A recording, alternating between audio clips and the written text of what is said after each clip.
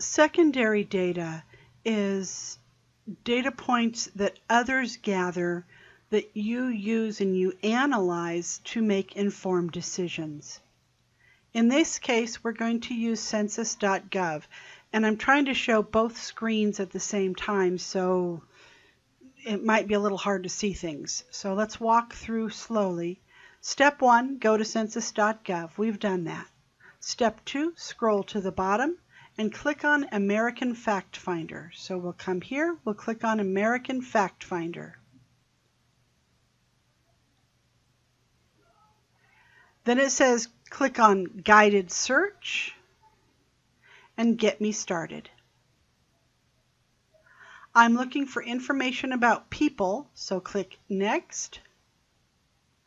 Click the plus sign next to Income and then select Income Earnings Household.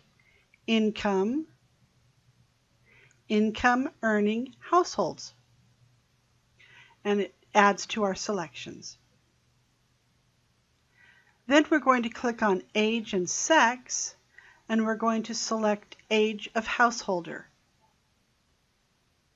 We now have 2 criteria in our selections, and we're going to click Next. Click the down arrow for the geographic location that we want to focus on, and we're going to select County Subdivision. Now, you can look at different levels. You can get all the way down to census tracts or even block groups. Blocks aren't necessarily city blocks, but they're blocks of 600 houses at a time. So you can get down more granular, but for our purposes, we're just going to look at subdivision.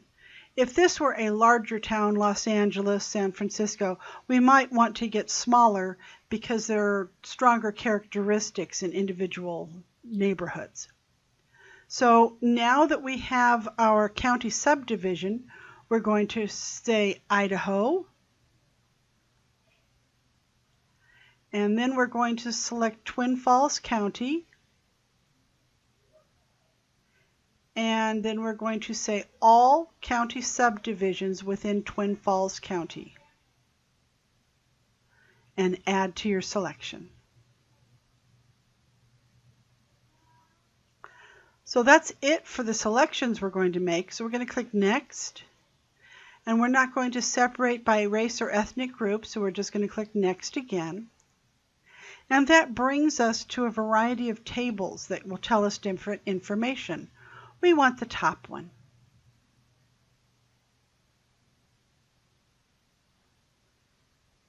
And the results of this give us the information that we're going to use in the table that's on page 2 of our secondary data worksheet. For example, now we don't want people with income lower than $40,000 because they don't have enough disposable income. Primarily, there are exceptions, but as a general rule, they don't have enough income that's disposable for them to spend a lot of money on saltwater fish as a hobby. So we want to focus on those with higher incomes. So looking at Buell, because that's the first one that shows up in our area, 40,000 to 49, we have 78.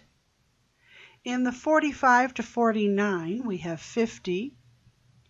In the 50 to 59, we have 143. 60 to 74, 55. See where I'm going with this? 70 to 99999, 127. And then for the over the 100,000 and over, we're just going to take all of these 4, and add them together. So if we open up a quick Excel spreadsheet, we can say 24, 25, 14, and 16. So our total is 79. We're going to put 79 in this space. And you're going to do the same thing for each age group and each county area in Twin Falls. Once you have that in place, then you can answer the questions that are up here. Which group is the largest segment? Is it the 25 to 44? Is it 45 to 64? Who has the most people in it, or the most households in it, with income of at least the minimum or 40,000 and above in disposable or in income? Then which area of the county has the highest count? So which one of these areas has the highest total? Then, are there enough customers in that $100,000 range? So if you're looking specifically here across the board, are there enough customers to warrant a specific marketing campaign just for that select group, something more high-end? These are all, especially these last few, these are very much your personal decisions. Do you feel that that's enough, that the customer number is high enough to warrant that? You may say yes, you may say no, just tell me why. And then it asks, what else does this data tell you? Well, let's see. It tells me that I probably am not going to market to high-end people in Buell because there aren't any. Same thing with Filer and Hollister. Kimberly is pretty limited. Murtaugh is pretty limited. Heck, all across the board it's pretty limited. So you're just looking to see what else can you glean from this data.